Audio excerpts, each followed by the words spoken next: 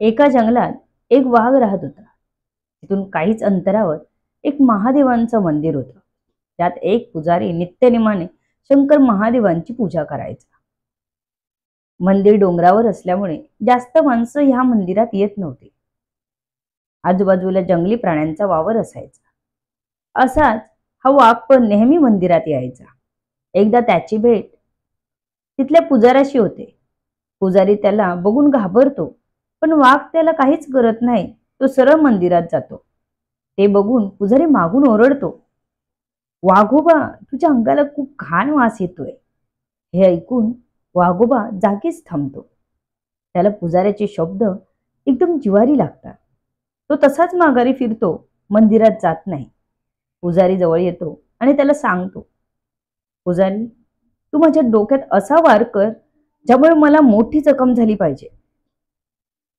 वाघोबा पुजाऱ्याला असं म्हणाला. वाघोबाच्या डोक्यात काय आहे हे काही पुजाऱ्याला माहित नव्हतं, पण त्याचं बोलणं ऐकून पुजारी मात्र जबरदस्त घाबरला. "वाघोबा, तू मला खाशील, मी असं काहीही करणार नाही." पुजारी घाबरतच म्हणाला, "नाही खाणार, पण जर मी सांगतो तसं नाही केलंस ना, तर मात्र मी नक्कीच खाईन." वाघोबा असं बोलल्यावर पुजारी तिथं असणारा धारवाला नारळ फोडायचा कोयता घेतो आणि वाघोबाच्या डोक्यात मारतो. वाघोबा जखमी होतो, रक्त वाहू लागतं.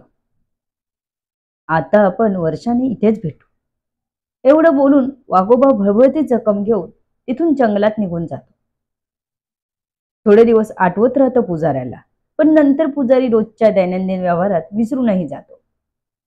वाघोबा मात्र हे अजिबात विसरत नाही, कारण त्याला पुजाऱ्याचे शब्द हृदयावर वार करून गेलेले असतात. तो जंगलात जातो. त्याचे बंधू आणि बायको त्याच्या जखमेला चाटून चाटून स्वच्छ ठेवतात.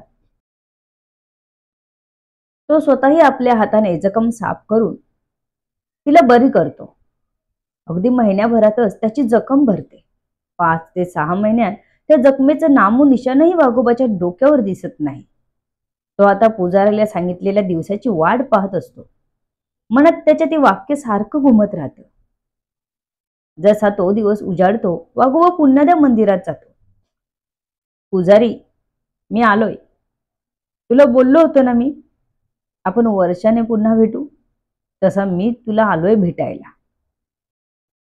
वाघोबाचं बोलणं ऐकून पुजाऱ्याला वर्षभरापूर्वीचा प्रसंग आठवतो. "अरे, आपण तर ह्या वाघाच्या डोक्यात वार केला होता." "काय झालं वाघोबा, तुम्ही बरे झाला?" पुजारी फक्त विचारायचं म्हणून म्हणाला. "हो, तुझ्याच डोळ्यांनी बघ." वाघोबा त्याच्या जवळ येऊन म्हणाला. "हा वाघोबा, खरंच की, भरली हो जखम." पुजारी आश्चर्य व्यक्त करत म्हणाला. त्याला तर वाटलं होतं ह्या वाघोबाला एवढी मोठी जखम झाली आहे तर तो थोडीच जगणार, पण तो तर त्याच्या पुढे ठणठणीत उभा होता. "पुजारी, एक बोलतो ते लक्षपूर्वक ऐक." वाघोबाने पुजाऱ्याला सांगितलं. "हा, बोला ना वाघोबा." पुजारी म्हणाला. "हे बघ, तू मला काय म्हणालास की माझ्या अंगाला खूप घाण वास येतो. देव कोणालाच असं बोलत नाही, पण तू मला म्हणाला असं. ते माझ्या मनाला खूप लागलं, म्हणून मी तुला माझ्या डोक्यात वार करायला सांगितला. आणि आज बघ, तो वार भरून गेला रे. पण तू बोललेले शब्द अजूनही माझ्या मनाशी आहेत." असं वाघ बोलतो तेव्हा पुजाऱ्याला आपली चूक लक्षात येते. "वाघोबा, मला माफ करा. मी तुम्हाला दुखवलंय. मी असं पुन्हा कधीच करणार नाही." पुजारी म्हणाला आणि हात जोडला. "जा रे, तुला तेव्हाच माफ केलं, नाहीतर तेव्हाच तुला खाल्लं नसतं का मी? पण एक लक्षात ठेव, एक वेळ हत्याराने केलेला वार भरतो रे, पण जिभेने केलेला वार भरत नाही." शब्द तसेच राहतात मनात. एवढं बोलून वाघोबा पुन्हा जंगलाच्या दिशेने निघून जातो. पुजाऱ्याला मात्र एक गोष्ट शिकवून जातो. बोलताना विचार करायची. बोलून विचार करण्यापेक्षा बोलण्याआधीच विचार केलेला कधीही चांगलाच. ही कथा एक बोध कथा आहे. ह्यात खूप काही अर्थ भरलेला आहे.